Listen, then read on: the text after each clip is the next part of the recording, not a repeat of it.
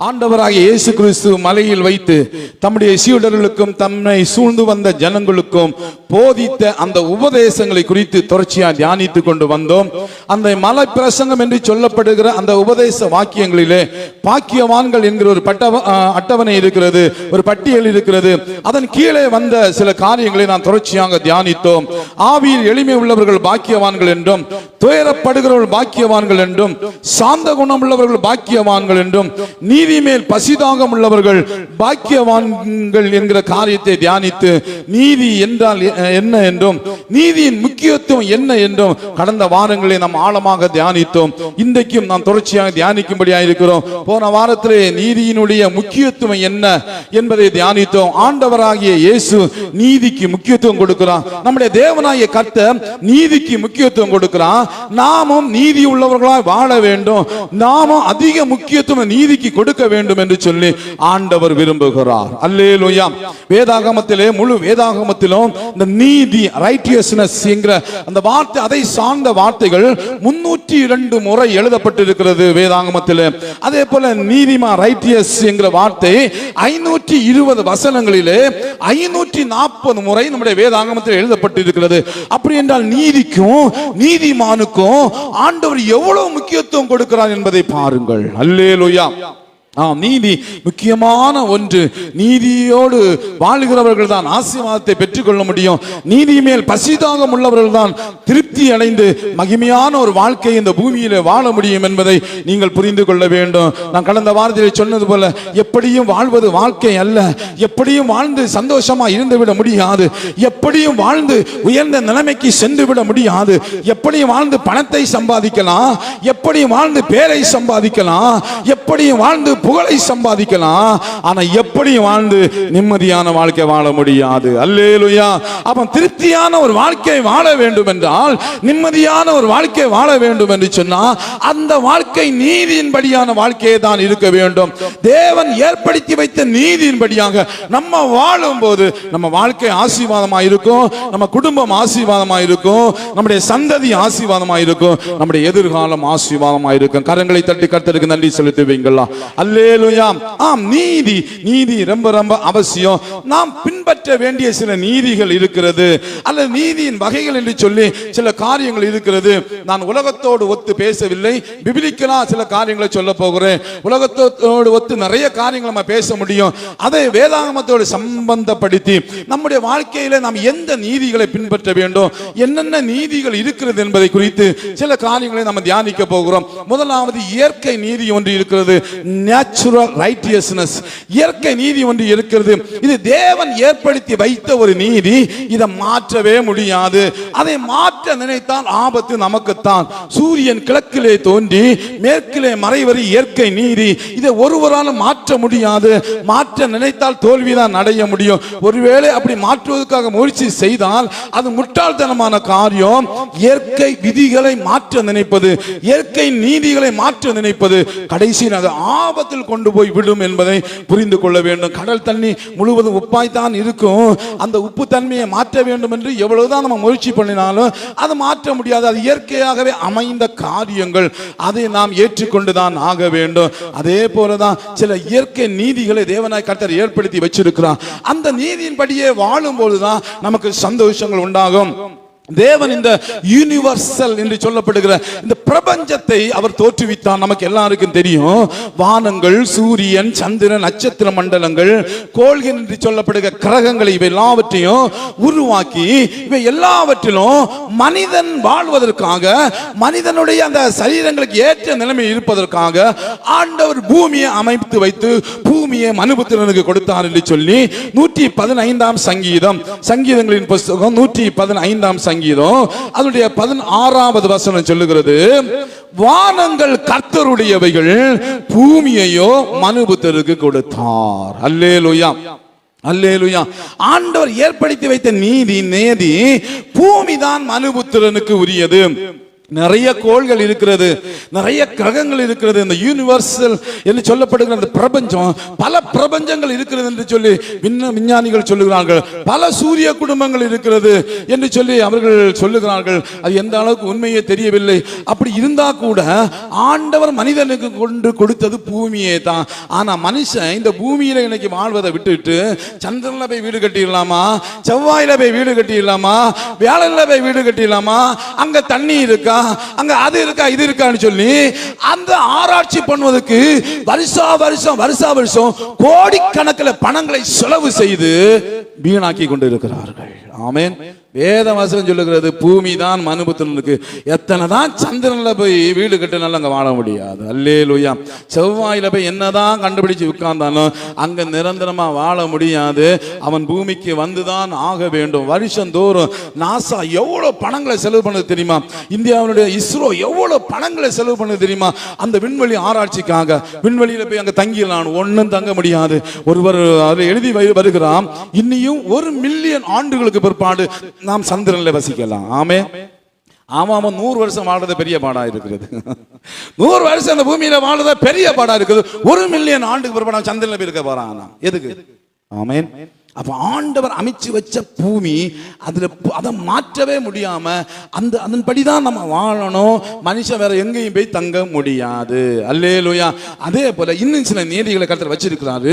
சங்கீதங்களின் புத்தகம் 104ஆம் சங்கீதம், சங்கீதங்களின் புத்தகம் 104ஆம் சங்கீதம், அதனுடைய 20வது வசனத்தை வாசிக்கும் போது சொல்லப்பட்டிருக்கிறது, நீர் இருளை கட்டளை இடுகிறீர், ராக்காலமாகும், அதிலே சகல காட்டு ஜீவன்கள் நடமாடும், பாலசிங்கங்கள் இறைக்காக கர்ச்சித்து தேவனால் தங்களுக்கு ஆகாரம் கிடைக்கும்படி தேடும், சூரியன் உதிக்கையில் அவைகள் ஒதுங்கி தங்கள் தாபரங்களில் படுத்துக் கொள்ளும், அப்பொழுது மனுஷன் சாயங்காலம் மட்டும் தன் வேலைக்கும் தன் பண்ணைக்கும் புறப்படுகிறான். கர்த்தாவே உமது கிரியைகள் எவ்வளவு திறனாய் இருக்கிறது. போதும். ஆமே. இந்த வேத வசனத்தை நல்லா நீங்க ஆழமா நீங்க படிச்சு பார்க்கணும். இங்க சொல்லப்பட்டிருக்கிறது 2 விதமான காரியங்களை குறித்து சொல்லப்பட்டிருக்கிறது. இரவு என்று ஒன்று இருக்கிறது, பகல் என்று ஒன்று இருக்கிறது. இரவு யாருக்காக? தேவன் இரவை யாருக்காக படைத்தார்? அங்கு சொல்லப்பட்டிருக்கு, இரவை ஆண்டவன் மிருகங்களுக்காக, விலங்குகளுக்காக படைத்தார், காட்டு ஜீவன்களுக்காக, அவைகள் இறை தேடுவதற்காக. இரவிலே மனிதர்கள் ஒதுங்கி விடுவார்கள். அவைகள் விடுதலையோடு கூட இறை தேடி தங்கள் ஜீவனம் செய்யும்படியாக இரவு விலங்குகளுக்காக கொடுக்கப்பட்டது, பகல் மனுஷனுக்காக கொடுக்கப்பட்டுச்சு. அல்லேலூயா, அல்லேலூயா. ஆனா இன்னைக்கு அந்த நேதியை நம்ம அப்படியே மாற்ற ஆரம்பித்தோம். விஞ்ஞானம் வளர வளர வளர வளர இரவு முழுசு நம்ம ஆக்கிரமித்துக் கொள்ளுகிறோம். அப்ப இரவிலே வேலை செய்வது யாரு? இரவிலே வேலை செய்வது யாரு? மிருகங்களுக்கு கொடுக்கப்பட்டதை நம்ம அபகரித்துக் கொள்ளுகிறோம். இயற்கைக்கு அப்பாற்பட்ட நீதி. அல்லேலூயா, அல்லேலூயா. இரவு அவைகளுக்கு உரியது. அதை நம்ம எடுக்க போய் தான் இன்னைக்கு நிறைய வியாதிகள். ஒரு மனிதனுக்கு 24 மணி நேரத்தில் அவனுக்கு 8 மணி நேரம் வேலை, 8 மணி நேரம் தூக்கம், 8 மணி நேரம் ரெஸ்ட். அப்படிதானா? நம்ம சரீரத்துக்கு நம்ம ரெஸ்ட் கொடுக்குறோமா? நம்ம சரீரத்துக்கு ரெஸ்ட் கொடுக்குறோமா? இயற்கை நீதியை கர்த்தர் அமைச்சு வச்சிருக்காரு. 8 மணி நேரம் தான் வேலை செய்யணும், 8 மணி நேரம் தான் அவன் என்னது தூங்கணும், 8 மணி நேரம் தூங்கணுமே, 8 மணி நேரம் அவன் தன்னுடைய ரெஸ்ட்டுகள், குடும்ப காரியம், ரெஸ்ட்டுகள் மட்டும் குடும்ப காரியம், மற்ற காரியங்கள் எல்லாம் பார்த்து அவன் ஆயத்தப்படுத்தணும்னு ஆண்டவர் ஒன்னொன்னா பிரித்து வச்சிருக்கிறாரு. நம்ம ஆண்டோடைய நீதிக்கு அப்பாற்பட்டு நடக்கிறதுனால தான் இன்னைக்கு எல்லாருமே வியாதியிலே நம்ம இன்னைக்கு தோண்டு கொண்டு இருக்கிறோம். நீதி மாறும் பொழுது ஆபத்து வந்து சேருகிறது. அல்லேலூயா, அல்லேலூயா. அடுத்ததாக தேவன் ஏற்படுத்தி வைத்த ஒரு மிகப்பெரிய ஒரு காரியம் திருமணம். நீங்கள் ஆதியாகம புத்தகத்தில் 2ஆம் அதிகாரத்திலே பார்க்கும்போது 18ஆம் வசனம் சொல்லுகிறது, பின்பு தேவனாகிய கர்த்தர் மனுஷன் தனிமையாயிருப்பது நல்லதல்ல, ஏற்ற துணை அவனுக்கு உண்டாக்க வேண்டும். ஆண்டவர் ஒரு மனிதனுக்கு திருமணத்தை ஏற்படுத்தி, மனுஷன் தனிமையா இருக்கிறது நல்லதே இல்லை, அதனால அவனுக்கு ஒரு ஏற்ற துணையை கொடுத்து அவங்க 2 பேரும் சந்தோஷமா, அவங்க 2 பேரும் ஐக்கியமா, அவங்க 2 பேரும் ஒருவருடைய பாரத்தை ஒருவர் பகிர்ந்து கொண்டு, ஒருவருக்கு ஒருவர் விட்டு கொடுத்து, ஒருவருக்கு ஒருவர் கலந்து ஆலோசித்து, ஒருவருக்கு ஒருவர் தங்கள் வாழ்க்கையை அமைத்துக் கொண்டு மகிழ்ச்சியா வாழ வேண்டும். மனுஷன் தனிமையா இருப்பது நல்லதல்ல, மனுஷி தனிமையா இருப்பது நல்லதல்ல சொல்லி ஆண்டவர் ஒருவனுக்கு ஒரு ஏற்படுத்தி கொடுத்து திருமணத்தை ஏற்படுத்தி கொடுத்தா. இன்னைக்கு திருமணம் ஆனாலும் அவன் தனியா தான் இருக்கான். அல்லேலூயா, நான் வேதத்தின் நீதியை பேசுகிறேன், இயற்கை நீதியை பேசுகிறேன். இன்னைக்கு காலத்தின் கட்டாயம் சில நேரங்கள் நம்மை பிரித்து விடுவது உண்டு, சூழ்நிலைகள் நம்மை பிரித்து விடுவது உண்டு, வேலைகள் நம்மை பிரித்து விடுவது உண்டு. ஆனால் நிரந்தரமான பிரிவு ஒரு நாள் இருக்கக்கூடாது. அது மனுஷனுக்கு நல்லது அல்ல. அல்லேலூயா.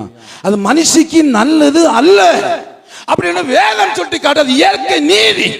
அப்ப தனிமையா இந்த போராட்டம் வரும், தனிமையா இந்த பாவம் என்ன வரும், தனிமையா இருப்பதனால இன்னைக்கு தேசங்கள்ல இவ்வளவு சீர்கேடுகள்.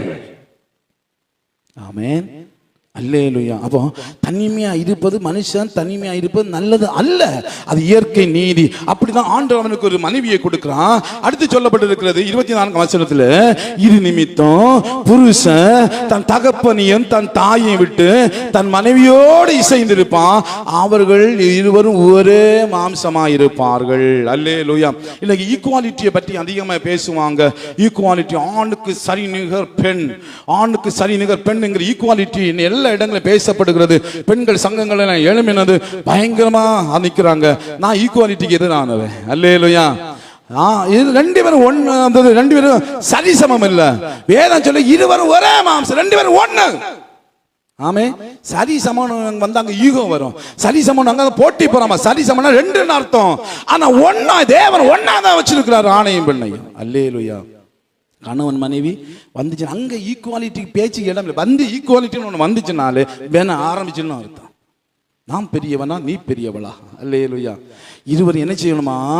தகப்பனையின் தாயை விட்டு மனைவியோடு கணவன் இசைந்து இருக்கணும். அம்மாவுக்கு முந்தானையை பிடிச்சிட்டு பின்னாடி போகக்கூடாது. அப்பாவுடைய சொல்லுங்கட்டு அப்பாவுக்கு பின்னாடி போக, உன் மனைவியோடு உன் கணவனோடு நீ சந்தோஷமாயிரி. இதுதான் கர்த்தர் குடும்பத்தை ஏற்படுத்தி வச்சிருக்கிறார். அல்லேலூயா. மூன்றாவது, திருமணத்தை குறித்த ஒரு டிவோர்ஸ் என்கிற விவாகரத்து கூடவே கூடாது. மத்திய எழுதின சுவிசேஷம், மத்திய எழுதின சுவிசேஷம் 19வது அதிகாரம், மத்திய எழுதின சுவிசேஷம் 19வது அதிகாரத்திலே ஆண்டவராக இயேசு கிறிஸ்துவோடு கூட சில காரியங்களை டிஸ்கஸ் பண்றாங்க. இயேசு கிறிஸ்து இருக்கும்போது பரிசேயர் எல்லாம் வந்து ஆண்டவரிடத்தில் சில கேள்விகள் எல்லாம் கேட்கிறாங்க. அப்போ மனைவியை தள்ளி விடுவது நியாயமா, டிவோர்ஸ் நியாயமா? இன்னைக்கு கிறிஸ்தவ குடும்பங்கள்ல நிறைய டிவோர்ஸ் வந்து கொண்டே இருக்கிறது. விவாகரத்து இன்னைக்கு கிறிஸ்தவ குடும்பங்கள்ல தான் அதிகமாக இருக்கிறது. தேவ சமூகத்தில் உனக்கு நான் எனக்கு நீ என்று சொல்லி ஒப்பந்தம் பண்ணி கொண்டவர்கள் இன்னைக்கு விவாகரத்தை தேடி ஓடிக்கொண்டிருக்கிறார்கள். அங்க கோர்ட்டுக்கு ஓடிக்கொண்டிருக்காங்க, வக்கீலை தேடி ஓடிக்கொண்டிருக்கிறார்கள், அட்வொகேட்டை தேடி ஓடிக்கொண்டிருக்கிறாங்க. அவங்க அங்கங்க ஓடி எப்ப விவாகரத்து வேணும், எனக்கு விவாகரத்து வேணும். வேதம் விவாகரத்துக்கு எதிராக இருக்கிறது.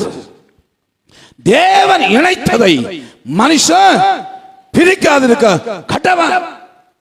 இன்னைக்கு எல்லா கிறிஸ்தவ குடும்பங்கள் தான் நிறைய தேவ சமூகத்தில் உடன்படிக்கை பண்ணிவிட்டு தங்களுடைய உடன்படிக்கை உடைத்து போடுகிறார்கள். மற்ற அவர்களுடைய கோயில்கள், மற்ற புற மதஸ்தர்கள் எல்லாம் அவருடைய கோயிலை போய் அவங்க அந்த பக்தியோடு அந்த தாலி கட்டின பிற்பாடு அவங்க அதுக்கு முக்கியத்துவம் கொடுக்குறாங்க, அந்த வாழ்க்கைக்கு முக்கியத்துவம் கொடுக்காங்க. அங்கேயும் டிவோர்ஸ் வருது இல்லை, ஆனால் குறைவு. ஆனால் கிறிஸ்தவ குடும்பங்கள் நிறைய டிவோர்ஸ். ஏனா பல புரிந்து கொள்ளாமைகள். அல்லேலூயா. ஆண்டவரை இயேசு கிறிஸ்துவிடத்துல பேசுகிறாங்க. ஆண்டவரே, மனைவியை தள்ளி விடலாமா? அந்த 3ஆம் வசனம். அப்போது பரிசேயர் அவரை சோதிக்க வேண்டும் என்ற அவரிடத்தில் வந்து, புருஷனானவன் தன் மனைவியை எந்த முகாந்திரத்தினாகிலும் தள்ளி விடுவது நியாயமா என்று கேட்டாங்க. இயேசு ஆண்டவர் அவருக்கு சொல்ற, ஆதியிலே மனுஷனை உண்டாக்கினவ ஆணும் பெண்ணுமா உண்டாக்கினா, இனிமித்தம் புருஷனானவன் தன் தகப்பனையும் தாயை விட்டு தன் மனைவியோடு இசைந்திருப்பான், அவர்கள் இருவர் ஒரே மாம்சமா இருப்பார்கள் என்று அவர் சொன்னதையும் நீங்கள் வாசிக்கவில்லை. இப்படி இருக்கிறபடினா அவர்கள் இருவராயிராம ஒரே மாம்சமாய் இருக்கிறார்கள். ஆகையால் தேவன் இணைத்ததை மனுஷன் பிரிக்காதிருக்க கடவன் என்றார். அதற்கு அவர்கள், அப்படியானா தள்ளுதல் சீட்டை கொடுத்து அவளை தள்ளிவிடலாம் என்று மோசே ஏன் கட்டளையிட்டார் என்றார்கள். அதற்கு அவர், உங்கள் மனைவிகளை தள்ளிவிடலாம் என்று உங்கள் இருதய கடினத்தின் நிமித்தம் மோசே உங்களுக்கு இடம் கொடுத்தான், ஆதி முதல் அப்படி இருக்கவில்லை.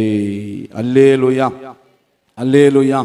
9ஆம் வசனம், எவனாகிலும் தன் மனைவியை வேசித்தனம் செய்த நிமித்தம் அவளை தள்ளி விட்டு வேறொரு வழியை விவாகம் பண்ணினான். அவன் விபச்சாரம் செய்கிறவன். தள்ளி விடப்பட்டவளை விவாகம் பண்ணுகிறவனும் விபச்சாரம் செய்கிறவன் இருப்பான் என்று உங்களுக்கு சொல்லுகிறேன் என்றான். அப்ப சீசல் கேட்கிறாங்க, ஐயோ இப்படி இருக்கிறதே. அப்ப ஆண்டவர் சொல்லுகிறார், வரம் பெற்றவர்கள் தவிர யாரும் இதை ஏற்றுக்கொள்ள மாட்டார்கள். அல்லேலூயா. அப்போ டிவோர்ஸ், விவாகரத்து ஆண்டவர் எதிர்க்கிறான். அது இயற்கை நீதிக்கு அப்பாற்பட்டது. இயற்கை நீதி கணவன் மனைவி சேர்ந்து சந்தோஷமாய் வாழ்வது. அல்லேலூயா, அல்லேலூயா. என் மனைவியை நான் தள்ளி விடலை, என் புருஷனை நான் தள்ளி விடலை, அதில் நாங்கள் சேர்ந்து தான். நீங்கள் ஒரே வீட்டில் வாழ்ந்தாலும் உன் புருஷன்கிட்ட நீ பேசலை, உன் மனைவிக்கிட்ட நீ பேசலை, உன் புருஷனுக்கு செய்ய வேண்டிய கடமையை நீ செய்யலை, உன் மனைவிக்கு செய்ய வேண்டிய கடமையை நீ செய்யலைனாலும் நீ விவாகரத்து செய்து கொண்டதுக்கு சமந்தான். ஆமென். உன் புருஷனை உன் மனைவியை தள்ளி விட்டதுக்கு சமந்தான். கணவன் மனைவி சந்தோஷமா வாழ வேண்டும் என்பது தேவனுடைய நீதி. அதுல டிவோர்ஸ் வரக்கூடாது. இன்னைக்கு புதுசா நிறைய காரியங்கள் சொல்லப்பட்டிருக்கு. ஒருவனுக்கு ஒருத்தி, அதுதான் ஆண்டவர் ஏற்படுத்திய நீதி. இன்னைக்கு டேட்டிங்னு போறாங்க, லிவிங் டுகெதர்னு வாழ்றாங்க, லெஸ்பியன் சொல்லி பெண்ணு திருமணம் செய்து கொள்ளுகிறது, ஹோமோசெக்சுவல் ஆணு திருமணம் செய்து, எல்லாம் இயற்கை நீதிக்கு அப்பாற்பட்டவர்கள். தேவன் அதை வெறுக்கிறார். அல்லேலூயா. கடந்த சில வருடங்களுக்கு முன்பதாக ஸ்தோத்திரம், கன்னியாகுமரி பக்கத்தில் நான் ஊழியம் செய்து வந்த நாட்களில் ஒரு நாள் அங்கே நிறைய அந்த கூழு கடைகள் இருக்கும். கூழு கடைகளில் போய் ஒரு இடத்துல போனோன்னா அந்த நல்ல வெயில் டைமில் கூழ் குடிக்கிறதுக்காக வண்டியை கொஞ்சம் தூரம் போயிட்டு திரும்ப வந்து வண்டியை அந்த பக்கத்தில் நிப்பாட்டிட்டு போனேன். அங்கே ரெண்டு பேர் நிற்கிறாங்க கூழ் குடிச்சதுக்காங்க. என்னை பார்த்தோன்னு ஒரு ஆள் அப்படி முகத்தை மூடிட்டு ஐயா நம்மளை பார்த்து தான் வாராரோ அப்படின்னு சொல்லிட்டு போனேன். நான் சிரிச்சுட்டே போனேன். அங்கே அந்த கடைக்காரர் நம்ம பழக்கம், சிரிச்சுட்டே போனேன். ரெண்டு பேரும் பயந்துட்டு ஐயா நம்ம பார்த்துட்டான்னு சொல்லிட்டு பக்கத்தில் போயிடணுன்னு அந்த நபர் முகத்தில், ஐயா மன்னிச்சிடுங்க ஐயா, சொல்லி கொடுத்துடாதீங்க ஐயா வீட்டில். யாருக்கிட்ட? அங்கே அப்பா அம்மாட்ட இல்லை, புருஷன்ட்ட சொல்லி கொடுத்துரு, சொல்லி கொடுத்துடாதீங்க ஐயா. சோதரம் அல்லேலூயா. நான் கேட்டேன், இது யாரு? என் ஃப்ரெண்டுக்கு ஹஸ்பண்ட். கடவுளே தெய்வம். சீர்கட்ட உலகத்தில் வாழ்ந்து கொண்டு இருக்கிறோம். என்னுடைய ஃப்ரெண்டு ஹஸ்பண்ட். அதில் நான் ஒன்றும் சொல்ல போறேன்லம்மா, கர்த்தர் பார்த்துட்டு இருக்கார். அல்லேலூயா, அல்லேலூயா. அவங்க என்ன சூழ்நிலையிலே அதை தப்பு பண்ணாங்க தெரியல, அவங்களை காட்டி கொடுக்க நான் விரும்பலை. ஸ்தோத்திரம். பாருங்க, இன்னைக்கு சூழ்நிலைகள் ஆகட்டும், இயற்கையினுடைய நிலைமைகள் ஆகட்டும், குடும்பத்தினுடைய நிலைமைகள் ஆகட்டும், இன்னைக்கு சீர்கட்டு தரங்கட்டு நெறிகட்டு போய் கொண்டிருக்கிற உலகத்துல தேவன் ஏற்படுத்தி வச்ச நீதி ஒருவனுக்கு ஒருத்தி. ஆமென். அது இயற்கை, அதுக்கு அப்பாற்பட்டு வாழக்கூடாது. அடுத்தது தொழுகை காரியங்களிலே யாத்திரையாகமம் 20வது அதிகாரத்திலே ஆண்டவராகிய கர்த்தர் மோசே இடத்திலே சில முக்கியமான நியாயப்பிரமாணங்களை கொடுத்து அதில் 10 கற்பனைகளை கொடுக்கிறார். அதில் அவர் சொல்லுகிறார், நாம் வாசிக்கலாம். 3ஆம் வசனமும் 4ஆம் வசனம் 5ஆம் வசனமும். என்னை அன்றி உனக்கு வேற தேவர்கள் உண்டாயிருக்க வேண்டாம். மேலே வானத்திலும் கீழே பூமியிலும் பூமியின் கீழ் தண்ணீரிலும் உண்டாயிருக்கிறவர்களுக்கு ஒப்பான ஒரு சொரூபத்தை ஆகிலும் யாதொரு விக்கிரகத்தை ஆகிலும் நீ உனக்கு உண்டாக்க வேண்டாம். நீ அவைகளை நமஸ்கரிக்கவும் சேவிக்கவும் வேண்டாம். உன் தேவனாய் கர்த்தராய் இருக்கிற நான் எரிச்சல் உள்ள தேவனாய் இருந்து என்னை பகைக்கிறவர்களை குறித்து பிதாக்களுடைய அக்கிரமத்தை பிள்ளைகளிடத்தில் 3ஆம் 4ஆம் தலைமுறை மட்டும் விசாரிக்கிறவா. ஆண்டவர் ஒரு நேரிய வச்சிருக்கிறே, நான் தான் கடவுள், நான் தான் தெய்வம், நான் தான் இறைவன், நான் தான் எல்லாம். அல்லேலூயா. நான் தான் எல்லாவற்றுக்கும் மேலானவர், என்ன தவிர ஒரு தெய்வம் உனக்கு கூடவே கூடாது. ஆண்டவர் அமைப்பை ஏற்படும். இது இயற்கை. அது எந்த மனுஷனா இருக்கட்டும், எந்த மதமா இருக்கட்டும், எந்த மனிதனுடைய தெய்வம் பிதாவாகிய தேவன் தான், யெகோவா தேவன். அல்லேலூயா. மனிதனை உருவாக்கினவர் அவர்தான் தேவன். இதை மாற்ற முயலும் பொழுதுதான் தேசங்களில் பிரச்சனை. அப்ப உண்மையான தெய்வம் அந்த யெகோவா தெய்வத்தை இயேசுவை விட்டுட்டு நம்ம மற்ற பிரகாரமா மற்ற உலகத்தின் காரியத்துக்கு போகும்போது அங்கே பிரச்சனை வருகிறது. இன்னைக்கு நிறைய பேர் மனுஷனை தொழுறாங்க, நிறைய பேர் குடும்ப தலைவர்களை தொழுவாங்க. நீங்கள் திருநெல்வேலி அந்த அப்புறம் போனீங்கன்னா அங்கே கிராம தேவதைகள் என்று சொல்லப்படும் நிறைய தேவதைகள் உண்டு. கிராம தெய்வங்கள் என்று சொல்லுவாங்க. ஒவ்வொரு கிராமத்தினுடைய எல்கையிலே ஒரு சிலை வைக்கப்பட்டிருக்கும், அதுக்கு ஒரு பேர் கொடுத்திருப்பாங்க. அதை தான் அவங்க தொழுவாங்க. அந்த கிராமம் முழுசா தொழுவாங்க. அந்த எல்லைக்கு போகும்போதே அதை பார்த்துட்டு தான் தொழுதுட்டு போவாங்க. அவங்க யார் தெரியுமா? அவர்கள் அந்த கிராமத்துக்காக, அந்த தேசத்திற்காக முற்காலத்தில் ஏதோ ஒரு தியாகம் செய்து மரித்தவர்கள். அவங்க கடவுளை வச்சு தொழ ஆரம்பிச்சிருப்பாங்க. பிற்காலத்தில் போக போக அதுதான் அவங்களுடைய முக்கியமான தெய்வம். கிராமப்புற தேவதைகள் அப்படின்னு சொல்லுவாங்க, கிராமப்புற தெய்வங்கள் அப்படின்னு சொல்லுவாங்க. அப்படி மனிதனை தொழுகிற கூட்டங்கள் பெருகினது, இயற்கையை தொழுகிற கூட்டங்கள் பெருகிறது. இன்னும் தேவர்கள் என்று சொல்லப்படுகிற வேதம் சொல்லுகிறது, வானத்திலும் பூமியிலும் தேவர்கள் என்று சொல்லப்படுகிற உண்டு. அவர்களை தொழுகிற கூட்டம் உண்டு. சிலர்கள் மரித்து போன தங்களுடைய பிரியமானவர்களை தொழுவாங்க. வீடுகளில் பொருள் வாங்கி சேலை வாங்கி வைக்கிறது, வீட்டில் பொருள் வாங்கி வச்சிருது, வீட்டில் அவங்களுக்கு மாலை போடுறது, எப்படி அவர்களை தொழுவார்கள். இது தேவனுடைய தொழுகைக்கு அப்பாற்பட்ட காரியம். அல்லேலூயா, அல்லேலூயா. தேவனை மாத்திரம் தான் தொழ வேண்டும். அதுக்கு மேல எந்த சிலை வைத்து தொழுதாலும், எந்த நபர்களை போட்டோ வச்சு தொழுதாலும் ஆண்டவருக்கு அது கோபத்தை உண்டாக்கும். அது இயற்கை நீதிக்கு அப்பா நடக்கும்போது என்ன நடக்கும்? ரோமர் புத்தகத்தை எடுத்துக்கொள்ளுங்க. நிறைய காரியம் சொல்லப்பட்டு இருக்கிறது. நாம் சில காரியங்களை இயற்கை நீதிக்கு அப்பாற்பட்டு நடக்கும்போது சில காரியங்கள் என்ன நடக்கும்? ரோமருக்கு எழுந்த நிருபம் 1வது அதிகாரம் எடுத்துக்கொள்ளுங்க. ரோமர் 1வது அதிகாரம் 21வது வசனத்தை வாசிங்க. அவர்கள் தேவனை அறிந்தும் அவரை தேவன் என்று மகிமைப்படுத்தாமலும் ஸ்தோத்தரியாமலும் தங்கள் சிந்தனையினாலே வீணரானார்கள். உணர்வில்லாத அவருடைய இருதயம் இருள் அடைந்தது. பாருங்க, நல்ல கவனிங்க. எல்லாம் கவனிங்க, பிள்ளைங்க கவனிங்க, பெரியவங்க கவனிங்க. அவரை தேவன் என்று, அவர் தான் நமக்கு தேவன், யெகோவா தான் நமக்கு தேவன், அவர் ஒருவர் தான் தேவன்.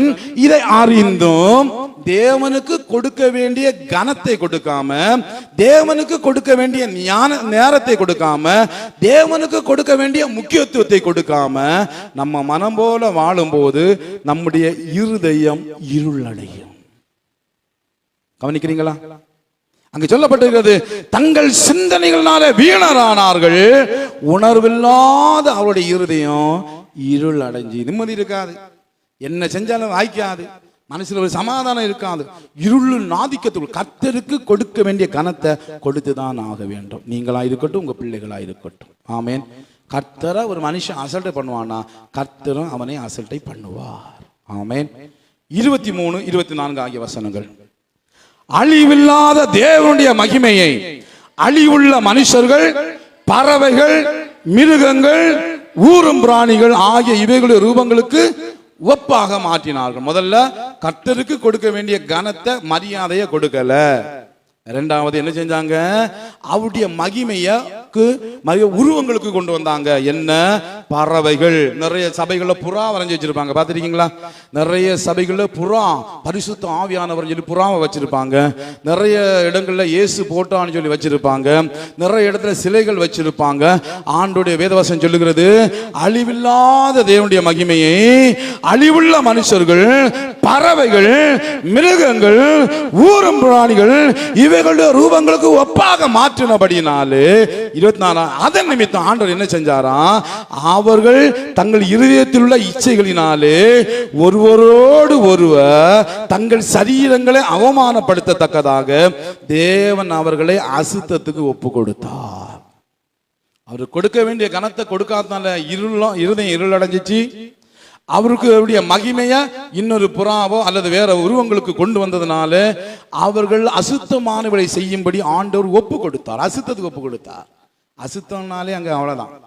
பாருங்க, அடுத்து 25ஆம் வசனத்தில் சொல்லுகிறது, தேவனுடைய சத்தியத்தை அவர்கள் பொய்யா மாற்றி சிருஷ்டிகரை தொழுது சேவியாமல் சிருஷ்டியை தொழுது சேவித்தார்கள். மூணாவது, யார் உருவாக்கினாரோ அவரை தொழாம மனுஷனால் உருவாக்கப்பட்டவைகளை தொழுதாங்க. போட்டோ, சிலை, அது சம்பந்தமான எல்லாவற்றையும் தொழுதாங்க. இது நிமித்தம் என்ன நடந்துச்சு அங்க சொல்லு. இது நிமித்தம் தேவன் அவர்களை இழிவான இச்சை ரோகங்களுக்கு ஒப்பு கொடுத்தான். இதனாலதான் ஆணோடு ஆண், பெண்ணோடு பெண் திருமணம் செஞ்சு கொண்டு அவலட்சணமான காரியங்களை செய்து, மோசமான காரியங்களை செய்து. அப்படின்னா அவர்கள் சிருஷ்டிகராகிய தேவனை தொழாம உலகத்தில் உள்ளவர்களை தொழ ஆரம்பித்து விட்டார்கள். எனக்கு அருமையான தேவனுடைய பிள்ளை. 4வது 28ஆம் வசனம் சொல்லுகிறது, தேவனை அறியும் அறிவை பற்றி கொண்டிருக்க அவர்களுக்கு மனதில்லாதபடினா தகாதவைகளை செய்யும்படி தேவன் அவர்களை கேடான சிந்தனைக்கு ஒப்பு கொடுத்தார். இயற்கை நீதி தேவனை சார்ந்து இருக்கணும். அந்த நீதியை விட்டு தேவனுக்கு கொடுக்க வேண்டிய முக்கியத்துவத்தை கொடுக்காம, தேவனுக்கு கொடுக்க வேண்டிய கனத்தை கொடுக்காம, தேவனுடைய மகிமைக்கு கொடுக்க வேண்டிய கனத்தை கொடுக்காம, தேவனை பற்றி அறிகிற அறிவை வளர்த்து கொள்ளாம. இன்னைக்கு சண்டே ஸ்கூல்னா வேண்டாம் பிள்ளைகளுக்கு, இன்னைக்கு பைபிள் ஸ்டடினா வேண்டாம். ஏன்னா நமக்கு எல்லாம் தெரியும். அல்லேலூயா. தேவனை அறிகிற அறிவில் வளரணும். தேவனை அறிகிற அறிவில் வளரணும். பாருங்க, இன்னைக்கு இந்த மொபைல் ஃபோனில் என்னெல்லாம் இருக்குன்னு எல்லா பிள்ளைக்கும், பிறந்த பிள்ளை உள்பட எல்லா பிள்ளைக்கும் தெரியும். ஆனால் வேதத்தில் என்ன இருக்குன்னு சொல்லிட்டு இருக்கு ஒருத்தருக்கு தெரியாது. அப்பா அம்மாவுக்கே தெரியாது, பிள்ளைகளுக்கு எங்கே தெரியாது. வேதத்தில் அப்படி என்ன தாயா இருக்கு, வேதத்தில் அப்படி என்ன ரகசியங்கள் எல்லாம் இருக்கு, யாருக்காக தெரியுமா? நமக்கு தெரிஞ்சவர் இயேசு, நமக்கு தெரிஞ்சது அவருடைய போதனைகள். இப்போ கொஞ்சம் படிக்கிறீங்க, யாரும் அந்த வேதத்தை ஆழமாக தியானிச்சிருக்கிறீங்களா? தேவனை அறிகிற அறிவை பற்றி கொண்டிருக்க மனசில்லை. அதனால தேவன் அவர்களை கேடான சிந்தனைகளுக்கு ஒப்பு கொடுத்தார். நீங்க நல்லா ஒன்று கவனிக்கணும். ஏசாயாவின் புஸ்தகம் 6ஆம் அதிகாரம் எடுத்துக்கொள்ளுங்க. ஏசாயாவின் புஸ்தகம் 6வது அதிகாரத்தில் ஒரு சம்பவம் சொல்லப்பட்டு இருக்கிறது. அங்கே 9வது வசனத்தை, 8வது வசனத்தை வாசிங்க. பின்பு யாரை நான் அனுப்புவேன், யார் நமது காரியமாய் போவான் என்று உரைக்கிற ஆண்டவருடைய சத்தத்தை கேட்டேன். அதற்கு நான், இதோ அடியேன் இருக்கிறேன், என்னை அனுப்பும் என்றேன். நல்ல கவனிங்க, இந்த வசனம் ஒரு அற்புதமான வசனம். இந்த வசனத்தினால் தொடப்பட்டு தான் நிறைய பேர் மிஷினரிகளா போனாங்க. இந்த வசனம் தான் நிறைய பேரை ஊழியக்காரர்களை மாற்றி இருக்கு. ரட்சணை சேனையிலும் நிறைய பேர் ஊழியக்காரர் வந்தது இந்த வசனத்தை பிடிச்சிட்டு தான். ஆண்டவர் கேட்கிற, யாரை நான் அனுப்புவேன், யாரை நான் அனுப்ப, யார் நமது காரியமாய் போவா? ஆண்டவருடைய ஏக்கத்தின் குரல், ஆண்டவருடைய ஏக்கத்தின் சத்தம் கேட்டு நிறைய பேர் சொன்னாங்க, நான் போறேன் ஆண்டவரே, நான் போறேன்னு சொல்லி மிஷனரியா போனாங்க, நான் போறேன்னு ஊழியத்துக்கு போனாங்க. ஏசாயாவும் அதை சொன்னான், நான் இருக்கிறேன், என்ன அனுப்புங்க. ஆமென். ஆண்டவருக்கு ஒரு வேலை இருக்கு. அல்லேலூயா. ஆண்டவருக்கு ஒரு வேலை இருக்கு. அந்த வேலை செய்ய ஆளு தேவை. அந்த நாட்களிலே ஆண்டவர் ஒரு முக்கியமான வேலை வச்சு, என்ன வேலை, அப்படி என்ன ஊழியத்தை ஆண்டவர் இவ்வளவு ஆதங்கப்பட்டு, இவ்வளவு வேதனைப்பட்டு, இவ்வளவு சஞ்சலப்பட்டு ஆண்டவர் ஏக்கத்தோடு சொல்லுகிறார், யாரை நான் அனுப்புவேன், யாரை நான் அனுப்புவேன், என் பணி செய்வதற்கு யார் இருக்கிறார்? இவ்வளவு ஆதங்கப்பட்டு ஆண்டவர் சொல்றாரு. அப்படி ஆண்டவருக்கு என்னதான் பணி இருந்துச்சு? என்னைக்காவது இந்த பகுதியை நீங்க வாசித்திருக்கீங்களா? அப்படி ஆண்டவருக்கு இருந்த அந்த பணிதான் என்ன? கொஞ்சம் நம்ம பார்ப்போமா? ஒரு வித்தியாசமான ஊழியத்தை கர்த்தர் வச்சிருந்தார் ஏசாயாவுக்காக. வாசிங்க 9ஆம் வசனத்திலிருந்து. அப்பொழுது அவர், நீ போய் இந்த ஜனங்களை நோக்கி, நீங்கள் காதார கேட்டு உணராமலும் கண்ணார கண்டு அறியாமல் இருங்கள் என்று சொல். இந்த ஜனங்கள் தங்கள் கண்களினால் காணாமலும் தங்கள் காதுகளினால் கேளாமலும் தங்கள் இருதயத்தினால் உணர்ந்து குணப்படாமலும் நான் அவர்களை ஆரோக்கியமாக்காலும் இருக்க நீ அவர்கள் இருதயத்தை கொளுத்ததாக்கி அவர் காதுகளை மந்தப்படுத்தி அவர் கண்களை மூடி போடு என்றா. அப்பொழுது நான், ஆண்டவரே எதுவரைக்கும் என்று கேட்டு, அதற்காக பட்டணங்கள் குடியிருப்பு இல்லாமலும் வீடுகள் மனுஷ சஞ்சாரம் இல்லாமலும் பாழாகி பூமி அவாந்திர வழியாகி கர்த்தர் மனுஷனை தூரமாய் விலக்குவதனால் தேசத்தின் நடுமையம் முற்றிலும் வெறுமையாக்கப்படும் வரைக்குமே. நல்லா பாருங்க, ஆண்டவர் ஊழியத்தை கொடுக்கிறார் ஏசாயாவுக்கு. என்ன ஊழியம் தெரியுமா? இனி போய் பிரசங்கம் என்ன, உங்க காதுகள்னால கேளாமல் இருங்க, உங்க கண்ணுகள்னால பார்க்காம இருங்கன்னு சொல்லி அவங்களுக்கு விருப்பமான பிரசங்கத்தை பண்ணு. அவங்களுக்கு விருப்பமான பிரசங்கத்தை பண்ணி பண்ணி பண்ணி அவன் இருதயம் கொழுத்து போகணும். என்ன சொன்னாலும் அவன் உணரவே கூடாது. அப்படி ஒரு ஊழியமா? படியுங்க, நல்லா படிச்சு பாருங்க. ஏசாயாவுக்கு கொடுத்த ஊழியம் வித்தியாசமான ஊழியம். நீ மனுஷனுக்கு பிரியமானவளை பேசு, அவன் குதூகலிக்கிற அளவுக்கு பேசு, அவன் கர்த்தர் உன்னை ஆற்றுவா, உன்னை தேற்றுவா, உனக்கு அதை செய்வா இதை செய்வான்னு பேசி பேசி பேசி அவன் அதிலேயே மயங்கி மயங்கி கொழுத்து போகணும். யார் என்ன பிரசங்கம் பண்ணாலும் அவன் உணர்வு அடையவே கூடாது. அவன் அந்த அளவுக்கு கொழுத்து போகிற அளவுக்கு பேசியா. அவன் பாவத்தை சுட்டி காட்டாத, அவன் தவறுகளை சுட்டி காட்டாத, நீ அவனுக்கு இதமா பேசன்னு சொல்லிட்டு ஏசாயா. அப்போ ஏசாய்க்கு, ஆண்டவரே எது வரைக்கும் இதை நான் செய்யணும், எது வரைக்கும் நான் செய்யணும், இந்த காரியத்தை எது வரைக்கும் செய்யணும்? அப்போ ஆண்டவர் சொல்றாரு, பட்டணங்கள் குடி இல்லாமலும் வீடுகள் மனுஷ சஞ்சாரம் இல்லாமலும் அந்த இடம் ஒண்ணு இல்லாம நாசமா போய் மனுஷனை என்ன விட்டு தூரமா விலக்கி தேசத்தின் நடுமையம் எரிசிலே ஒண்ணு மக்கள் சஞ்சாரம் இல்லாம முற்றிலும் அழிந்து போகிற வரை நீ பிரசவம் பண்ணு. என் ஊழியத்தை செய். ஆண்டவர் இவ்வளவு வேதனை இருந்தது, கொடூரமா நடக்கிறாரு. ஒரு 2 கடினமான பிரசங்கம் பண்ணா ஜனங்கள் உணர்வு அடைஞ்சிருவாங்களே. நீ கடிந்து பேசாத. அதுக்கு முன்னால நீங்க பாத்தீங்கன்னு சொன்னா ஏசாயா பேசுகிறான், உனக்கு ஐயோ உனக்கு ஐயோ உனக்கு ஐயோ உனக்கு ஐயோ பேசுறான். இப்போ ஏசாயா தன்னை பார்த்து ஐயோன்னு சொல்லி விட்டுதான் ஆண்டவர் சொல்றப்போ இந்த ஊழியத்தை செய், நீ உன் ஊழியம் இதுதான். அப்போ ஊழியங்கள்ல வித்தியாசம் இருக்கு. ஆமென். அப்படி ஏன் ஆண்டவர் அவ்வளவு வேதனை பட்டு அந்த ஜனம் அவரால் உருவாக்கப்பட்ட ஜனம் தானே, ஏன் அந்த ஜனத்தை அவ்வளவு அழிக்கணும்? அதுவும் ஒரு ஊழியக்காரனை ஏவி விட்டு உன் ஊழியத்தின் ஜனம் நாசமா போகும் நீ செய்யு சொல்லி ஒரு ஊழியக்காரன் ஆண்டவர் அனுப்புறான்னா ஏயா? அவ்வளவு கொடூரமானவரா நம்முடைய ஆண்டவர், அவ்வளவு கொடூரமானவரா நம்முடைய ஆண்டவர். ஏசாயா 1ஆம் அதிகாரம் 1, 2, 3. வானங்களே கேளுங்கள், பூமியே செவிகொடு, கர்த்தர் பேசுகிறார். நான் பிள்ளைகளை வளர்த்து ஆதரித்து அவர்களோ எனக்கு விரோதமாக சண்டையை தூண்டி விடுறாங்க, கலகம் பண்றாங்க. மாடு தன் எஜமானனையும் கழுத தன் ஆண்டவனின் முன்னணியும் அறியும். இஸ்ரவேலோ அறிவு இல்லாமலும் என் ஜனம் உணர்வு இல்லாமல் இருக்கிறது. ஐயோ பாவமுள்ள ஜாதியும் அக்கிரமத்தால் பாவம் சுமந்த ஜனமும் பொல்லாதவர்களின் சந்ததியும் கேடு உண்டாக்குற புத்திரமா இருக்கிறார்கள். கர்த்தரை விட்டு இஸ்ரவேலின் பரிசுத்தருக்கு கோபம் உண்டாக்கி பின்வாங்கி போனார்கள். கர்த்தரை மறந்துட்டான் ஐயா, சண்டே ஸ்கூல்ல மறந்துட்டான், ஆராதனைகளை மறந்துட்டான். அல்லேலூயா அல்லேலூயா. நான் போன வாரம் சொன்னேன், சண்டே ஸ்கூலுக்கு தொடர்ந்து வராத பிள்ளைகள் இனியாவது வாங்க, இல்லைன்னா பேர் வெட்டப்படணும்னு சொன்னேன். வரல டீச்சர்மாரு சோதரன் அம்மாமாருக்கு அப்பாமாருக்கு நான் சொல்றேன், நிறைய பிள்ளைங்க தொடர்ந்து சண்டே ஸ்கூலுக்கு வரல. இன்னைக்கு வரலன்னா உங்க பேர் பிள்ளைகளுடைய அந்த சண்டே ஸ்கூல் பேர் லிஸ்ட்ல இருந்து வெட்டப்படும். சரியா? அதனால பிறகு இங்கே கோபப்படக்கூடாது. 3 மாதம் 4 மாதம் பிள்ளைக்கு சண்டே ஸ்கூலுக்கு வரல. ஆண்டவர் எப்படி அவங்க பிள்ளைகளை நேசிப்பார்? கர்த்தரை விட்டு தூரமாய் போய் கொண்டிருக்கிற சந்ததி, கர்த்தரை விட்டு தூரமாய் போய் கொண்டிருக்கிற சந்ததி ஆராதனைகளுக்கு இன்னைக்கு முக்கியத்துவம் கொடுக்கல, தங்கள் சொந்த காரியங்களுக்கு முக்கியத்துவம். ஆண்டவர் சொல்கிறாரு, என் பிள்ளைகளை ஆதரித்தேன் வளர்த்தேன், அவர்கள் என்னை மறந்து போனார்கள். அவர்கள் உணர்வில்லாமலும் அறிவில்லாமலும் என்னை அறிகிற அறிவினைக்கு அவர்கள் இல்லை. அவளுக்கு டியூஷன் முக்கியம், படிப்பு முக்கியம், சொந்தம் முக்கியம், விழுந்து வீடு முக்கியம், ஆண்டவர் முக்கியம் இல்ல. அல்லேலூயா. ஆண்டவர் சொல்றாரு பாருங்க, 13வது வருஷத்துக்கு பிற்பாடுள்ள எல்லா காரியங்களையும் நீங்க வாசித்து பார்க்கும் பொழுது அவங்க எப்படி வாழ்ந்தாங்க, எப்படி மோசமான நிலைமைக்கு போனாங்க அப்படி சொல்லி நிறைய காரியத்தை ஆண்டவர் அங்கே அடுக்கி வருகிறார். 19ஆம் வசனம் சொல்லுகிறது, நீங்கள் மனம் வருந்தி செவி கொடுத்தான் தேசத்தின் நன்மையை புசிப்பீர்கள், மாட்டோம் என்று எதிர்த்து நிற்பீர்களானால் பட்டயத்துக்கு இரையாவீர்கள்.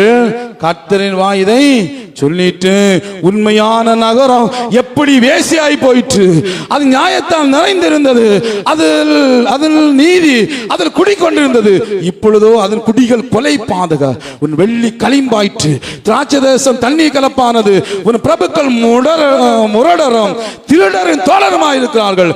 அவர்கள் ஒவ்வொருவரும் பரிதானத்தை வாங்குகிறான், பரிதானத்தை விரும்பி கைகூலியை நாடி திரிகிறார்கள்.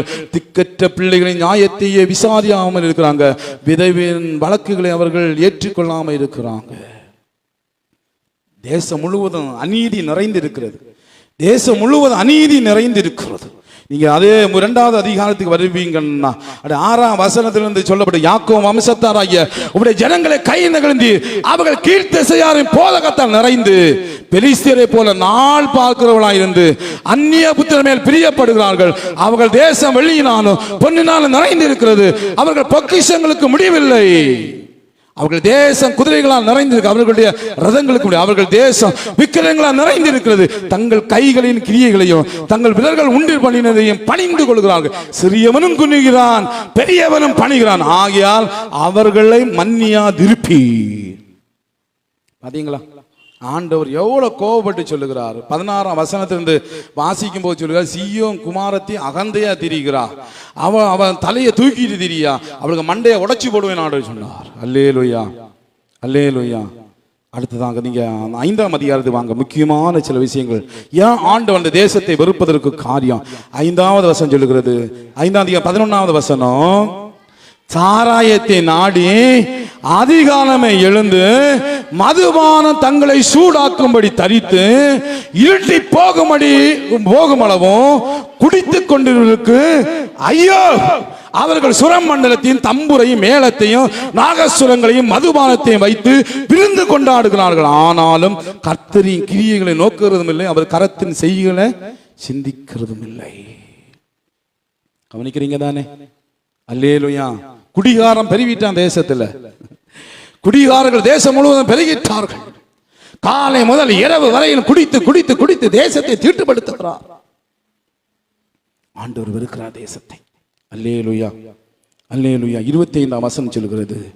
24ஆம் வசனம், 24ஆம் வசனத்துடைய 2வது பகுதி சொல்லுகிறது, அவர்கள் சேனையின் கர்த்தருடைய வேதத்தை வெறுத்து இஸ்ரவேலில் உள்ள பரிசுத்தருடைய வசனத்தை அசட்டை பண்ணினார். வசனம் இன்னைக்கு யாருக்கு முக்கியத்துவம் இல்லை. வேதத்தை வெறுத்து தெரிகிறான். பைபிளை கொண்டு ஆலயத்துக்கு வர தெரியல. இன்னைக்கு வெக்கமா இருக்கு. இன்னைக்கு வேதாகமத்தோடு எத்தனை பேர் ஆலயத்துக்கு வராங்க? உங்க பிள்ளைகள்ட்ட கேட்டு பாருங்க. வெக்கமா இருக்கான். பைபிளை கொண்டு ஆலயத்துக்கு வர்றதுக்கு சில நாள் பைபிளை சர்ச்சிலே வச்சுட்டு போயிடுவாங்க. ஆண்டு சொல்லுகிற, நீ வேதத்தை அசல்ட்டு பண்ணினா கர்த்தர் பிள்ளைகளை வெறுத்து விடுவார். அல்லேலூயா. அவங்க கர்த்தருடைய வேதத்தை எந்த பிள்ளை எடுக்க மடிக்குதோ, உங்க வீடுகளில் உங்க வசன வாசிக்க சொன்ன உங்க பிள்ளை பைபிளை எடுக்க மடிக்குதோ, உங்க பிள்ளைக்கு வேதம் அருவருப்பா தோணுதோ, வேத வசனம் சொல்லி கர்த்தர் அவர்களை வாந்தி பண்ணுகிற நாள் வந்து விட்டது. இதனால பைபிளை மறந்தான், ஆராதனைகளை மறந்தான், பொல்லாப்பான காரியத்தில் ஈடுபட்டாங்க, மோசமான காரியத்தில் ஈடுபட்டாங்க. தேவன் ஏற்படுத்தி வச்ச இயற்கை நீதிக்கு அப்பாற்பட்டு நடந்தாங்க. நடந்ததுனால ஆண்டவர் சொல்லுகிறாரு, ஏசாயா நீ போய் பண்ணுகிற பிரசவத்தில் எல்லாம் நாசமா போகணும். அல்லேலூயா. எச்சரிப்பின் செய்திகள் வரும்போது கிரகித்துக் கொள்ளுங்கள், உங்களை மாற்றிக்கொள்ளுங்கள். இதன் பிற்பாடு உங்களை திருப்திப்படுத்துகிற செய்திகள் வரும். அப்பொழுது உங்க இருதயம் கொழுத்து போய் கர்த்தர் உங்களை வாந்தி பண்ணி போடுற அளவுக்கு சூழ்நிலைகள் மாறாமல் இருக்க இப்பொழுது ரட்சிக்கப்படுங்கள். அல்லேலூயா. அப்ப கர்த்தரை அசல்ட்ட பண்ணதுனால, கர்த்தருடைய வேதத்தை புறக்கணித்ததுனால கர்த்தர் சொல்ற மொத்த தேசத்தை நான் அழித்து போட்டு விடுவேன். அப்படி தேவன் ஏற்படி வைத்த நீதி, பிதாவாகிய தேவனை தொழுது கொள்ள வேண்டும். ஆமேன். அல்லேலூயா. பல காரியங்கள் சொல்ல, நம்முடைய வேலை எப்பொழுது வேலை, இயற்கை நீதி என்ன, நம்முடைய குடும்ப வாழ்க்கையுடைய இயற்கை நீதி என்ன, நாம் தொழுகிற தேவ தொழுகையுடைய இயற்கை நீதி என்ன என்கிற காரியத்தை உங்களுக்கு முன்பதாக சொன்னேன். எனக்கு அருமையான தேவனுடைய பிள்ளைகளே, இந்த இயற்கை நீதி ஒரு நாள் மாறவே கூடாது. இன்னும் நிறைய நீதிகள் இருக்கிறது. ஒரு நாட்களை தியானிப்போம். தேவனை கர்த்தர் ஒரு ஆசீர்வதிப்பாராக. ஆம், ஜெபம் செய்வோம். வசனம் தியானிக்கையில் இதயமதில் ஆறுதலே, வசனம்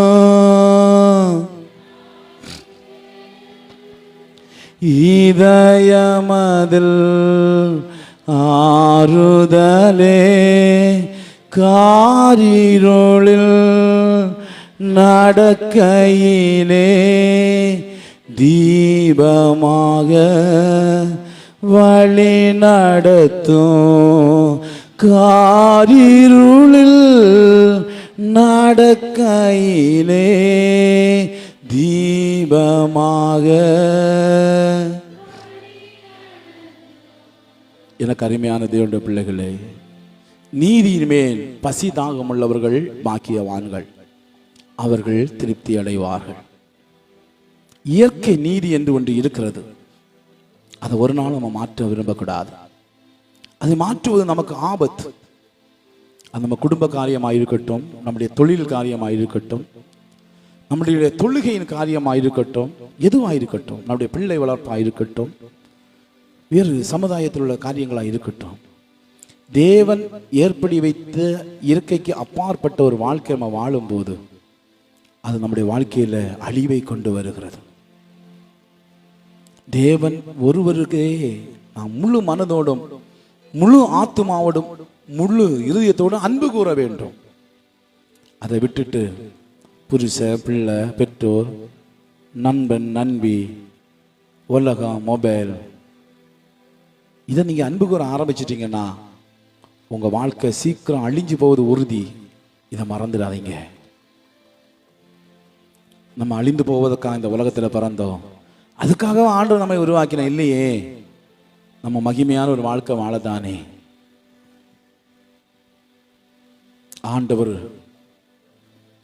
கோபப்பட்டார் என்றால் அவர் கோபத்தை யாரால் தணிக்க முடியும்? ஆண்டவர் சந்ததியை வெறுத்தார் என்றால் யார் அவருடைய கோபத்தை தணிக்க முடியும்?